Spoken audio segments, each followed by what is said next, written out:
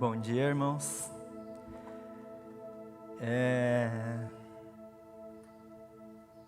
A gente vai começar uma série nova nas mensagens que a gente vai estar trazendo nesse e nos próximos domingos.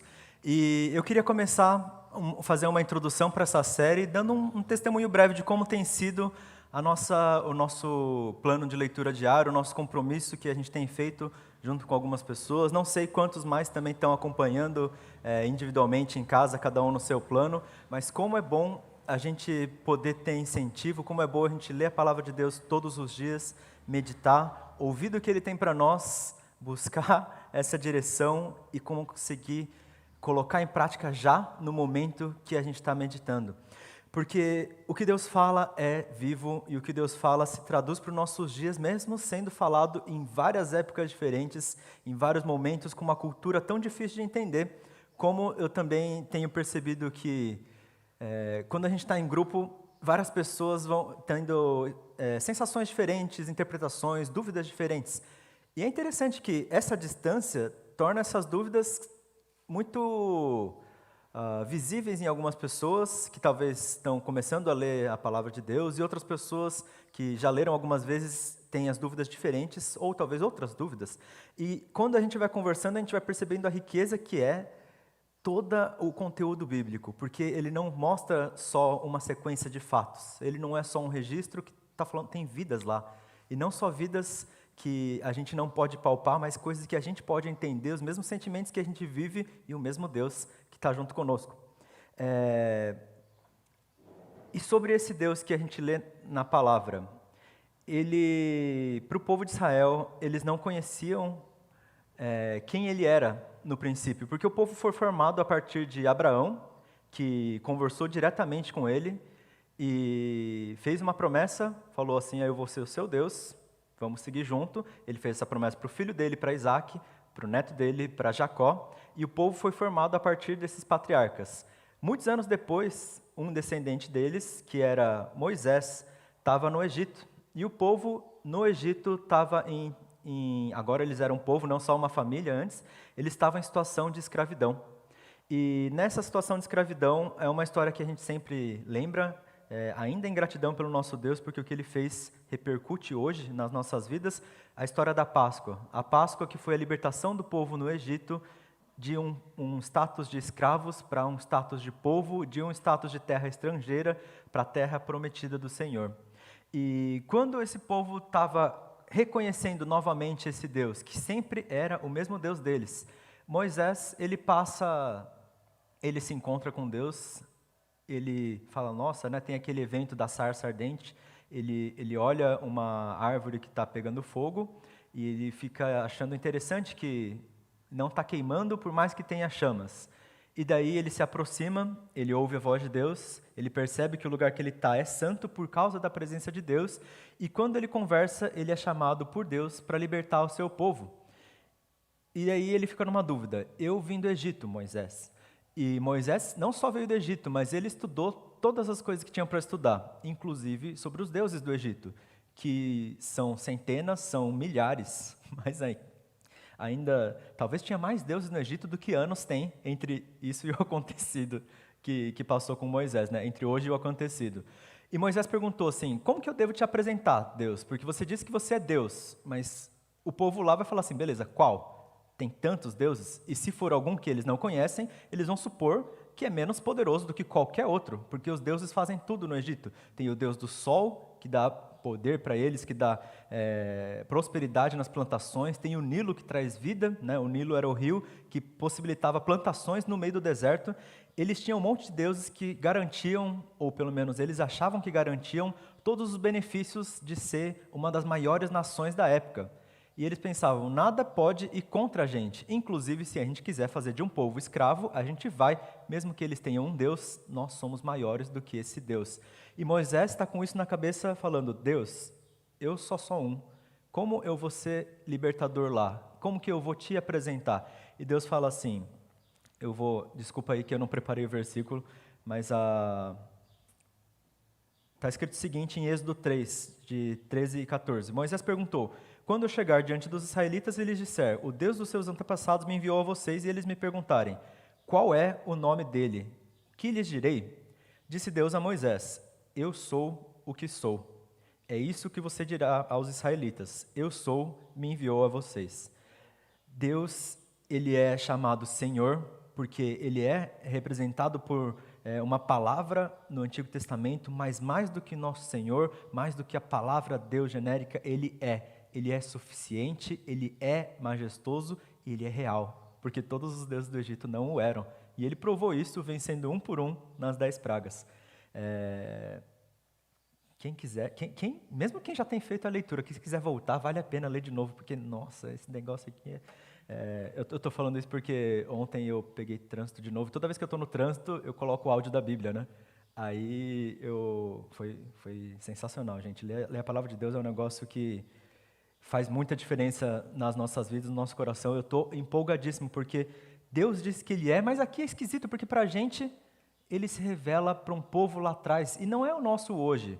Eu não sou israelita que estava no Egito, eu não sou descendente de israelita. O que tem a ver um Deus que fala, eu sou, para os israelitas? Ele é o que para mim? Ele é? Que sentido isso faz na minha vida? Ele continuou sendo o mesmo Deus. E anos depois, o pessoal olhava para trás e pensava, beleza, eu sou. Depois, Deus se fez carne e habitou entre nós na forma de Jesus Cristo.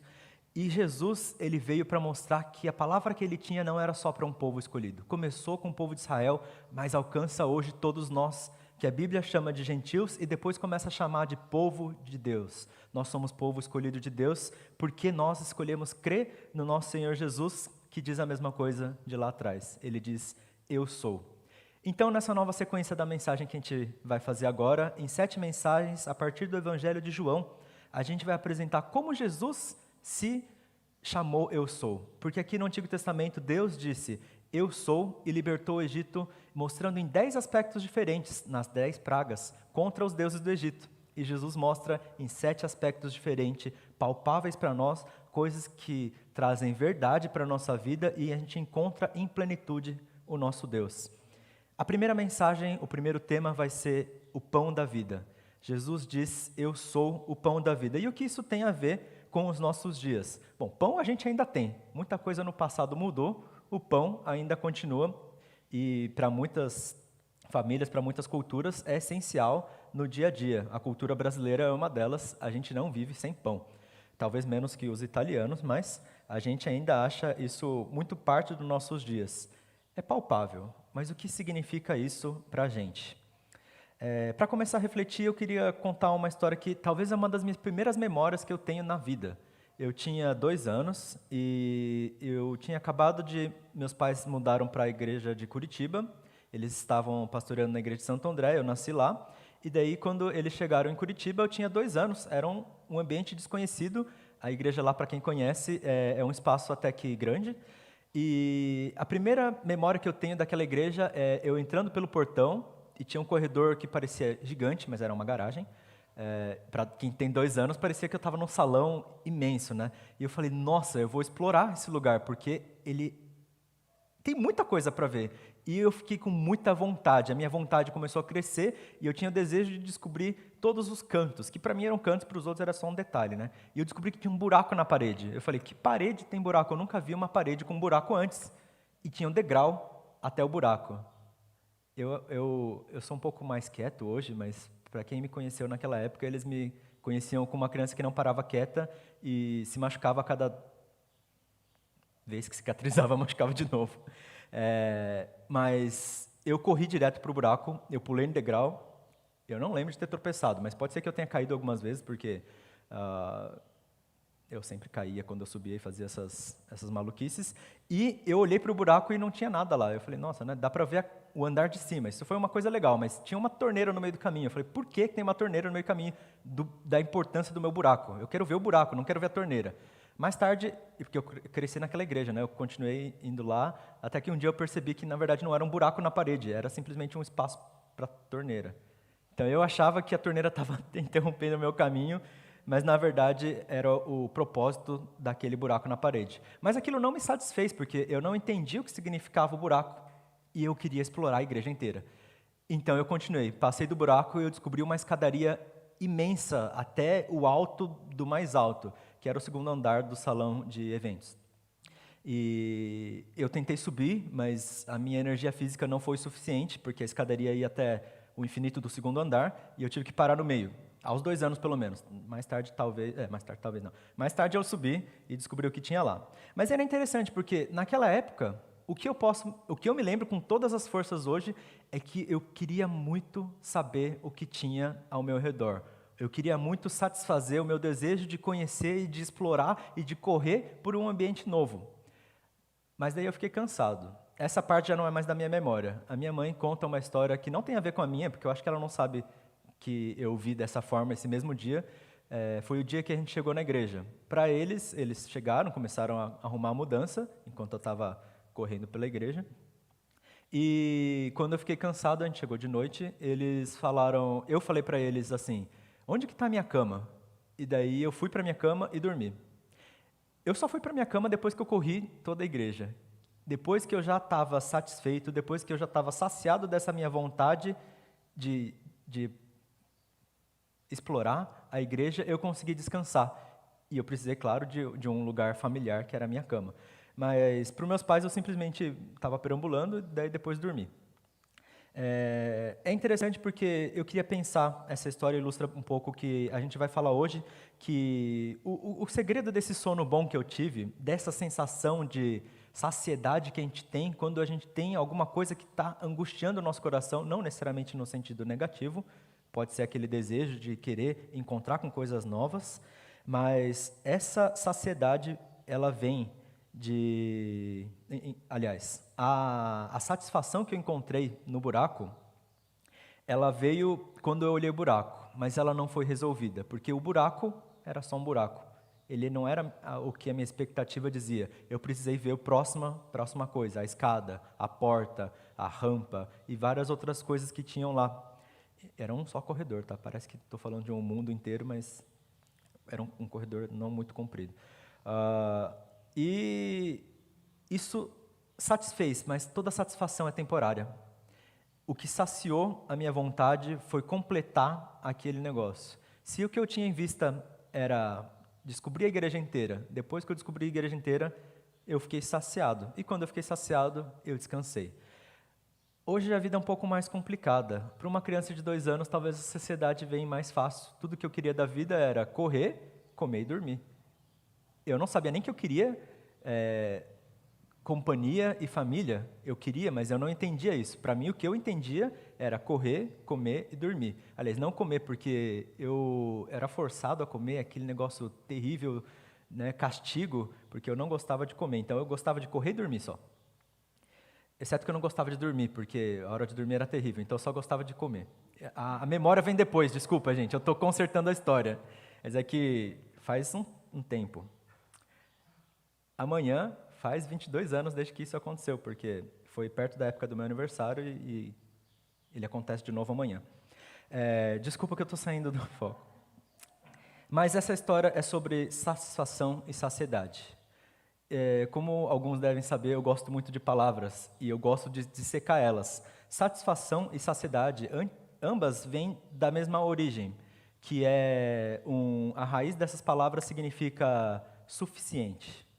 A satisfação, ela é para alcançar o que é suficiente. Você tem a menos e você precisa suprir para voltar ao zero. A saciedade significa você tem o suficiente, você alcançou. Você está do 0 para o 100, não preciso mais. Uma coisa que satisfaz é temporária, porque ela está sempre do negativo para o zero, e daí ele vai para o negativo de novo. É como a nossa fome. Toda vez que eu como, passa tempo e eu sinto fome de novo. Toda vez que eu durmo, eu fico acordado, eu sinto sono de novo. Essas necessidades, a gente tenta resolvê-las com satisfação. Mas para algumas coisas da vida, a gente pode encontrar com saciedade. Se existisse alguma pílula nova que nos impede de dormir e sentir sono, isso seria saciedade. Se existisse alguma coisa que a gente comeria, que não faria mais o nosso corpo precisar de alimento, isso seria saciedade. Mas isso não nos acontece. Pelo menos não com essas coisas físicas, essas necessidades que a gente tem. A gente vai falar sobre o pão dos céus, o pão da vida, que ele é, sim, saciedade para a gente, porque Ele é completo, Ele é suficiente e não precisa mais nos nossos dias. Vamos entender então, abrindo João 6, de 24 a 35. O texto hoje é um pouco mais comprido do que o normal, então, por favor, tenham paciência. Eu vou ler na versão NVI. Quando a multidão percebeu que nem Jesus e nem os discípulos estavam ali, entrou em barcos e foi para Cafarnaum em busca de Jesus. Quando o encontraram do outro lado do mar, perguntaram-lhe: Mestre, quando chegaste aqui? E Jesus respondeu: A verdade é que vocês não estão me procurando porque viram os sinais milagrosos, mas porque comeram os pães e ficaram satisfeitos. Não trabalhem pela comida que se estraga, mas pela comida que permanece para a vida eterna, a qual o Filho do Homem dará a vocês. Deus, o Pai, nele colocou o seu selo de aprovação. Então perguntaram-lhe: O que precisamos para realizar as obras que Deus requer? Jesus respondeu: A obra de Deus é esta: crer naquele que ele enviou. Então perguntaram-lhe: Que sinal milagroso mostrarás para que o vejamos e creiamos em ti? Que farás? Os nossos antepassados comeram do maná no deserto, como está escrito: Ele lhes deu a comer do pão dos céus. Declarou-lhe Jesus: Digo a verdade, não foi Moisés que deu a vocês o pão dos céus, mas é meu Pai a quem dá a vocês o verdadeiro pão do céu. Pois o pão de Deus é aquele que desceu do céu e dá vida ao mundo. Disseram eles: Senhor, dá-nos sempre deste pão. Então Jesus declarou: Eu sou o pão da vida. Aquele que vem a mim nunca terá fome. Aquele que crê em mim nunca terá sede. Para a gente entender o que a gente está lendo nesse momento, é preciso entender o que está acontecendo antes um pouco dessa hora. Porque o texto começa: as pessoas estão procurando pelos discípulos e por Jesus. Por que eles estão procurando pelos discípulos e por Jesus? Logo antes, o que acontece no Evangelho de João, nos versículos 11 e 14, do mesmo capítulo, está escrito o seguinte: Jesus tomou os pães, deu graças e os repartiu entre os que estavam assentados, tanto quanto queriam, e fez o mesmo com os peixes. E depois, no versículo 14, depois de ver o sinal milagroso que Jesus tinha realizado, o povo começou a dizer: Sem dúvida, este é o profeta que devia vir ao mundo. Essa é conhecida como a multiplicação dos pães e peixes, o primeiro milagre público que Jesus faz no Evangelho de João. Antes disso, o primeiro milagre que Jesus fez foi a transformação da água em vinho. E ele tinha dito naquela época para a mãe dele: Não está na minha hora ainda. Ainda não é a hora de eu começar a mostrar a obra do Pai, para mostrar a glória de Deus, para mostrar o significado do que eu vim trazer ao mundo. Essa era a hora de Jesus. É a hora que ele se estabeleceu, mostrou para as pessoas e começou a trazer significado a toda a história que eles tinham passado antes e que às vezes não entendiam. E ele começou fazendo isso, multiplicando pães e peixes. O pessoal estava com fome, querendo ouvir a palavra dele, e ele começou multiplicando os pães e peixes. E o pessoal entendeu aquilo como um sinal, porque para o judeu, eles sempre precisavam de um sinal. A lógica era assim: Deus falava, aparecia um sinal, o povo entendia. Era claro. E para entender então o que Deus estava falando naquele momento, eles precisavam de um sinal. Eles estavam esperando pelo profeta que deveria vir ao mundo, pelo Messias que eles estavam com tanta expectativa. Eles tinham expectativa e eles estavam tentando satisfazer de alguma forma. Para os fariseus, talvez essa forma era seguir a lei. Para outras pessoas, talvez, era abandonar tudo, porque quando o Messias viesse, ele ia restaurar. Para outros, era se preparar para a guerra, porque algum dia eles iam conquistar Roma. Eles queriam saciar isso esperando por esse profeta, e eles queriam ver um sinal. Feitos poderosos eram um sinal, e o que Jesus fez foi um feito poderoso. E quando a gente leu no texto de hoje, ele fala assim: vocês não estavam esperando por esse sinal, vocês me procuraram por causa do pão. Eles olharam para o sinal e não entenderam o que aconteceu. Mas vamos continuar pensando na nossa vida. A gente viu que a história do povo era: eles esperaram por Jesus, eles estavam procurando depois que Jesus multiplicou o pão, então a gente vai seguir o cara que faz pão. E Jesus começou a contar uma coisa totalmente diferente do que eles estavam vivendo. Eu queria comparar isso com as nossas angústias do dia a dia, com as nossas coisas que a gente precisa de satisfação. Eu estou acompanhando um seriado que ele lança episódios toda semana, que nem uma novela. A gente está toda semana esperando pelo próximo capítulo e toda vez que a gente assiste, a gente se sente satisfeito, só que aquele capítulo acaba e até semana que vem eu estou passando fome de novo. E daí eu assisto e eu me sinto satisfeito e até a semana que vem eu estou passando fome de novo, porque ele só sai uma vez por semana. Eu não sei quantos sabem como é isso, porque talvez nem todos assistam seriados ou novelas ou outras coisas e esperem por isso, mas esse problema é muito comum nos nossos dias. Da mesma forma que um pão que se multiplica e depois que eles comem, mesmo que o que Jesus multiplicou sobrou até 12 cestos, alguma hora a comida ia digerir e a fome iria voltar. Por isso o povo correu atrás de Jesus de novo. Os nossos problemas são dessa forma, seja eu com um seriado, seja em qualquer vício que a gente tenha também. Tem aqueles que têm vícios com drogas, com coisas que são bem chamativas para a gente, que nos tornam dependentes e talvez fazem mal a ponto da gente querer contrariá-los. Mas isso acontece em várias áreas. Para mim, um dos meus maiores vícios e maior dificuldade de lidar foi a alimentação. Eu comia muito. Eu nem comia tanto doce, mas eu comia tanto que eu cheguei a engordar a ponto da minha médica falar, tipo, você não tem escolha, você vai ficar diabético. Você pode escolher se vai ser ano que vem ou se vai ser daqui a uns 5, 10 anos. Passou 5 anos e Deus pensou diferente porque Ele me ajudou a perder esse peso e eu não fiquei sem previsões ainda de ficar diabético. É possível, porque meu pai é. Mas as coisas podem mudar, porque a minha mentalidade não mais buscava por comida, por satisfação, mas por outras coisas.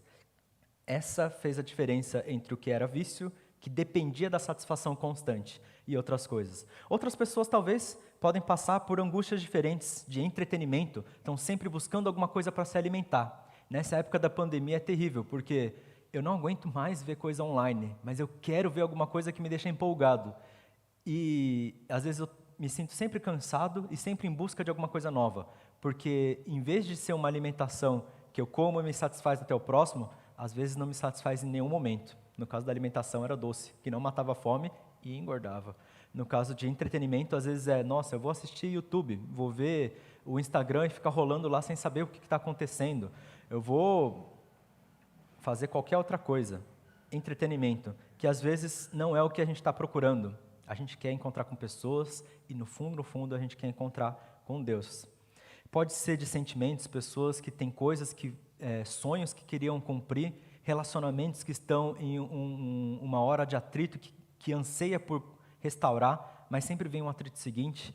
Pode ser alguma coisa que você queira encontrar com seus amigos, que você precisa encontrar de tempo em tempo, e às vezes a gente fala assim, vamos combinar, só eu e você, mesmo que for de garagem. Encontrei, satisfez, cheguei em casa, senti saudade. Todas essas coisas são coisas que buscam por satisfação e não se complementam, não se tornam completas. Mas pior do que tudo isso são as mentiras do mundo que interrompem as nossas vidas. São coisas que fazem a gente acreditar diferente do que é real. Inclusive, uma mentira do mundo é que se eu tentar satisfazer qualquer um desses vícios, qualquer área da minha vida que eu sinto necessidade e desejo, eu vou ser feliz, eu vou ser saciado. E isso é uma mentira do mundo, porque todas essas coisas são temporárias. Nenhuma delas vai me dar a verdadeira plenitude que eu busco no meu coração. Para cada um de nós, pode ser que seja diferente. Para mim, é muito em entretenimento, é muito em significado da vida o que eu tento buscar. Mas todo mundo passa por angústias. E a solução dessas angústias é, em vez de mentiras que nos fazem olhar errado, é buscar a verdade. O Evangelho de João, ele é muito interessante, porque João, ele não está tão interessado em contar a história de Jesus, pelo menos da forma como ela aconteceu, que nem os outros 3 evangelhos. Ele foi escrito muitas décadas depois dos outros evangelhos. Todo mundo já conhecia a história de Jesus, ele já era famoso em vários povos. João, ele quer falar sobre o significado que Jesus tem para as nossas vidas, de uma forma muito prática. E ele faz isso de uma forma muito bonita, de uma forma muito artística. Eu sempre descrevo João como se ele fosse uma pintura em palavras sobre o que Jesus é. E eu queria comparar, aqui a gente vai colocar o começo de João com o começo de Gênesis, que é o começo da Bíblia, que é como o mundo foi formado, está nos versículos iniciais de cada trecho. Eu vou ler os 2 versículos, Gênesis 1 a 3 e João 1 a 4. Eu vou ler primeiro o João. No princípio era aquele que é a palavra. Ele estava com Deus e era Deus. Ele estava com Deus no princípio. Todas as coisas foram feitas por intermédio dele, e sem ele, nada do que existe teria sido feito. Nele estava a vida, e ela era a luz dos homens. E a gente pensa, nossa, soa familiar, para quem está fazendo a leitura diária, fala assim, eu li isso aqui em algum momento. No princípio, Deus criou os céus e a terra. No princípio era aquele que era a palavra, que estava com Deus quando ele criou os céus e a terra. Ela era sem forma e vazia, e as trevas cobriam a face do abismo. E o Espírito de Deus se movia sobre a face das águas. E Deus disse, haja luz, e houve luz. A palavra, nele estava a vida, e essa era a luz dos homens. Esse é o jeito que João introduz Jesus na nossa leitura, no nosso... Vamos saber quem que é Jesus. Jesus, ele é a luz que vence as trevas. As trevas cobriam o caos no mundo, na criação, e elas foram colocadas em ordem quando Deus, anunciou que teria luz. Essa luz que ele anunciou lá, que era a nossa luz que ilumina hoje a gente, em um sentido mais profundo, era Jesus que nos ilumina por completo.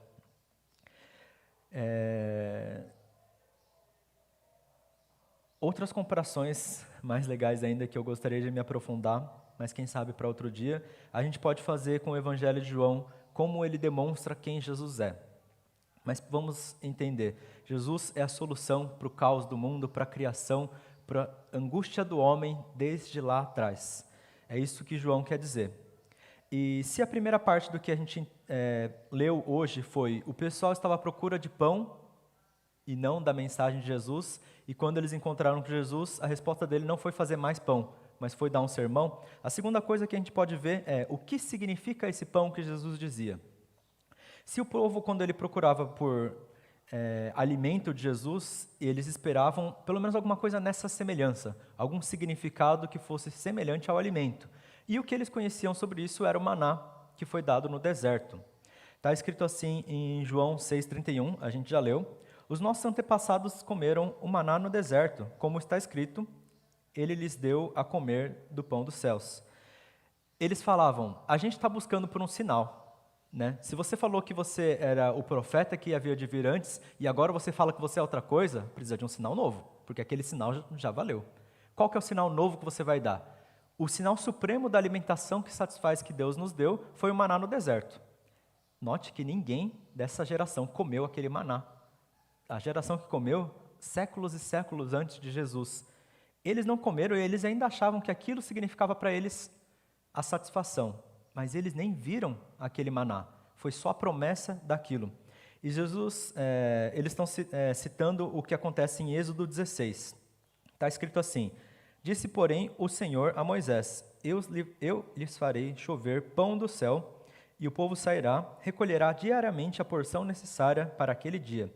Com isso, porei à prova para ver se vocês seguem ou não as minhas instruções.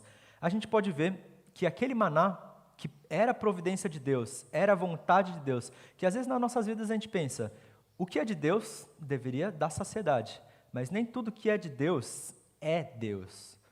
O que nos dá saciedade não é alguma coisa que Deus ofereceu. Deus nos oferece o suspiro de cada dia que a gente tem, o abrir dos nossos olhos. Outro dia, na mensagem de um pastor, ele estava comentando que o hábito dos judeus de oração matinal deles é agradecer a Deus porque ele trouxe eles à vida mais uma vez. Porque quando eles dormem, eles morrem, e quando eles acordam, eles são trazidos à vida. A vida que eles têm todos os dias é por causa de Deus. Essa gratidão eu achei tão legal que eu comecei a orar assim de manhã também.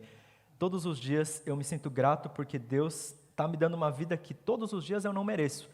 Mas isso acontece diariamente. É uma coisa boa que vem de Deus, mas ela ainda precisa ser todos os dias, porque ela não é a coisa que a gente precisa olhar. O maná, ele vinha de Deus, e o povo achava que era o maná que eles tinham que olhar. O próximo cara que vier de Deus vai nos trazer alimento, que vai saciar nossos estômagos para hoje, e amanhã ele vai trazer de novo, e depois de amanhã ele vai trazer de novo. Mas o maná, ele não era definitivo, ele apontava para a promessa de Deus. O maná só durou o deserto. Depois disso eles encontraram a terra prometida, e de lá teve frutos da terra que eles puderam se alimentar, sem mais precisar desse pão que vinha dos céus. O problema estava em como eles entendiam esse significado do pão, que eles estavam sendo supridos para que talvez aquele sinal que eles buscassem, que satisfazia na fome, mas na verdade não era isso. Está escrito mesmo nesse texto que a gente leu em Êxodo. Lá atrás já estava claro o que Deus queria. Com isso, os porei à prova, para ver se seguem ou não as minhas instruções. Deus não deu o maná porque o povo estava sentindo fome. Deus deu o maná para colocar eles à prova, para forjar esse povo numa nação obediente em relação a Ele. A comida Ele podia dar de qualquer forma, para Deus não faz falta, para Deus não é difícil. Para Deus, Ele não precisava nem ter deixado eles passarem fome para começo de conversa, para eles depois reclamarem. Ele podia ter deixado eles satisfeitos desde o começo. Mas depois, em outro texto que a gente vai ler também, está escrito que Deus deixou de propósito eles passarem fome para mostrar esse significado real. Vamos voltar para o texto de hoje, então. Versículos 32 e 33, declarou-lhes Jesus, digo a verdade, não foi Moisés que deu o pão dos céus, é o meu Pai quem dá a vocês o verdadeiro pão. E o pão de Deus é aquele que desceu do céu e dá vida ao mundo. Ele estava tentando introduzir alguma coisa diferente. Em Deuteronômio está escrito o seguinte: assim ele, Deus, os humilhou e os deixou passar fome, mas depois os sustentou com o maná, que nem vocês e nem que seus antepassados conheciam, para mostrar a vocês que nem só de pão viverá o homem, mas de toda a palavra que procede da boca do Senhor. O significado para o pessoal lá no deserto era: a comida é para mostrar que vocês não têm que depender de comida, mas depender de Deus que traz a comida. E o povo ainda confundiu na época de Jesus. Jesus ele entendia muito bem, e muito bem na pele. Esse versículo é familiar para a gente, porque é o que Jesus passa, narrado em Mateus, na tentação no deserto. Eu não vou ler completo, mas pode colocar aí. Quando Jesus passou no deserto, ele jejuou 40 dias e ele teve fome. Quando o tentador veio tentá-lo para ver, falar, se você é filho de Deus, manda essas pedras se transformarem em pães. Se você é filho de Deus, tenta se satisfazer por conta própria. Não precisa buscar a vontade de Deus. Busca a satisfação, só para hoje. E Jesus falou, não, nem só de pão viverá o homem, mas de toda palavra que procede da boca de Deus. Isso não resolveu a fome, ele ainda estava com fome no deserto. O que resolveu a fome no deserto foi ele manter a justiça dele, e depois Deus mandou anjos para alimentá-lo. Jesus entendeu que a comida não era o que ele tinha que manter. Se ele tivesse que escolher entre morrer de fome e manter a fé em Deus, ou se alimentar e ceder à tentação, ele escolheria morrer de fome, mesmo que Deus não o alimentasse. Porque a saciedade não era a comida, a fome que ele sentia no seu estômago, a saciedade era as palavras que procediam da boca de Deus. E o pessoal não entendeu isso, e mesmo assim eles pediram para Jesus, nos versículos 34 e 35, dá-nos sempre desse pão, e Jesus declarou, eu sou o pão da vida, aquele que vier a mim não terá fome, aquele que crê em mim não terá sede. O pão dos céus nunca foi sobre a satisfação, nunca foi alguma coisa temporária, nunca foi para se igualar ao maná. Jesus era para mostrar o que o maná apontava. O maná era uma seta, o maná não era nada mais de importante, que eles achavam que era um negócio super sagrado porque veio de Deus, mas o que era importante era o próprio Deus. O próprio Deus é Jesus Cristo nos nossos dias. Para um povo que buscava um sinal que eles não conheciam, Jesus não mostra o sinal, ele mostra a face do pão. Para os nossos vícios, para nossas angústias, para nossas crises da nossa vida, tudo que a gente busca por significado, tudo que a gente não está entendendo pelo que a gente está passando, a gente está tentando entender quando vai acabar a pandemia, quando eu vou conseguir encontrar meus amigos, quando eu vou conseguir resolver meus problemas em casa, quando eu vou conseguir vacinar o meu corpo para que eu possa pelo menos me livrar do medo, ou ainda que a situação melhore, ou ainda que as pessoas parem de discutir, quando as coisas vão melhorar? A pergunta, todas essas perguntas a gente pensa que a gente vai encontrar uma resposta, mas quando a gente lê a palavra de Deus, a nossa pergunta está errada. Talvez para todas essas coisas não vai ser hoje que elas tenham resposta, e mesmo se forem, amanhã eu vou precisar de outra. O que satisfaz a nossa vida não é solucionar os problemas que a gente está olhando, mas solucionar o problema da nossa falta de vida eterna, que é olhar para Cristo. Como que está a vida de cada um de vocês? Como que vocês estão lidando com essas angústias? Será que o fato de vocês não estarem sendo satisfeitos? Está porque o alimento não é suficiente? Ou está porque a gente não está olhando para Jesus? Para mim, muitas vezes estava assim. E eu vou confessar que eu estou tendo muita dificuldade de pregar esse ano, porque eu estou muito insatisfeito com a qualidade técnica do que eu estou oferecendo. E em algum momento parece que eu perdi o foco, porque eu achei que, porque eu não estava oferecendo uma qualidade técnica, tinha alguma coisa de errado. Talvez a qualidade técnica está bem a desejar mesmo, mas o que eu tenho que buscar é a palavra de Deus e é expressar da palavra de Deus. Se ela é compreendida, por mais que eu tenha feito muito de coisa e tropeçado no meio do caminho, lido o versículo errado, feito uma preparação incompleta, o que eu tenho que passar é que Deus é bom. Se vocês não entenderam nada também, até agora do que aconteceu, decora isso. Deus é bom e Deus trouxe Jesus nos nossos dias que traz verdadeira saciedade na nossa vida. Qualquer problema que você tenha, pensa ele diferente, porque a solução dele existe e ela é Jesus Cristo. Para a tua fome, seja como ela for expressa, o pão da vida é Jesus. Ele diz que ele é, ele diz eu sou basta. Mas eu sou basta não só para ele, basta para nós também. Eu sou o pão da vida. Nosso alvo não é só querer satisfazer nossos dias. Porque uma vez uma pessoa falou, se eu tentar todos os dias buscar, fazer dinheiro, comer, dormir, respirar, me manter saudável, comer todas as comidas que são boas para mim, fazer todos os exercícios, eu não vou conseguir aproveitar, porque é coisa demais. A responsabilidade da nossa vida é maior do que a gente. Então não vamos olhar para isso. Talvez a gente não consiga, vamos continuar, obviamente, em responsabilidade de lidar com isso, mas em primeiro lugar, olhar para Jesus. Ainda no texto que a gente falou, está escrito, não trabalhem pela comida que se estraga, versículo 27, mas pela que permanece para a vida eterna. Essa é aquela que o Filho do Homem, Jesus, dará a vocês. E o que a gente tem que fazer em retorno está escrito, a obra de Deus é esta, crer naquele que Ele enviou. Em primeiro lugar, a obra, a ação, prática, que a gente tem que fazer, mesmo nós crentes, crer. Porque para a gente talvez não seja coisa nova, mas continuar crendo, continuar colocando em prática. E não deixar, mesmo que se desvie, mesmo que alguma coisa te faça perder o foco, continuar olhando para Jesus. Crer naquele que Ele enviou. Para quem não conhece, é uma oportunidade de ouro. Todos os seus problemas talvez mantenham-se como problemas, mas a sua angústia pode ser resolvida se você olhar para Jesus, porque Ele é quem te dá saciedade, e não só uma satisfação temporária. Hoje aconteceu de uma coincidência interessante, o versículo que o aplicativo da Bíblia sugeriu para hoje está escrito em 2 Coríntios 12, 9. Eu vou ler um trecho dele, está ali. Minha graça é suficiente para você, porque o meu poder se aperfeiçoa na fraqueza. Nosso alvo é olhar para Jesus, crer verdadeiramente, Ele dizendo, eu sou o pão da vida, e a gente respondendo para isso. Então, ok, é suficiente. Obrigado. Jesus começa todos os seus milagres, todas as coisas que Ele faz, dando graças. E para a gente também tem que terminar dessa mesma forma.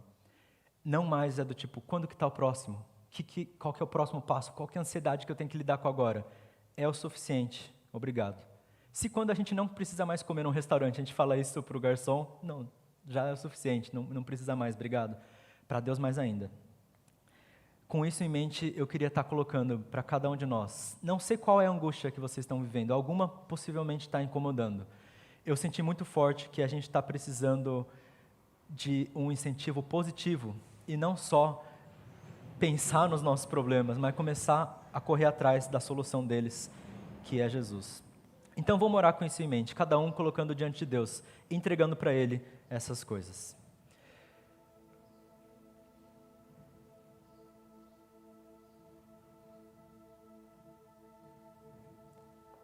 Senhor Jesus, eu não sei por que a gente não entende as nossas angústias, por que a gente continua correndo atrás de coisas que não são do Senhor.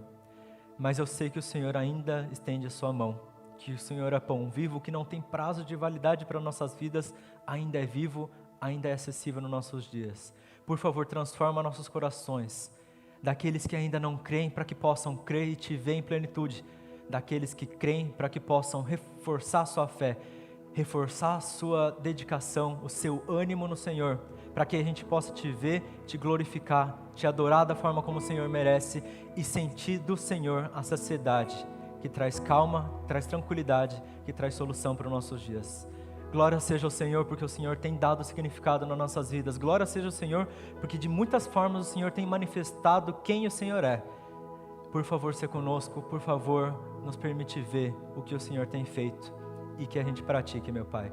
Obrigado, e a gente coloca nas Tuas mãos, porque nas Tuas mãos a gente sabe que o Senhor pode fazer alguma coisa. A gente te agradece em nome de Jesus. Amém.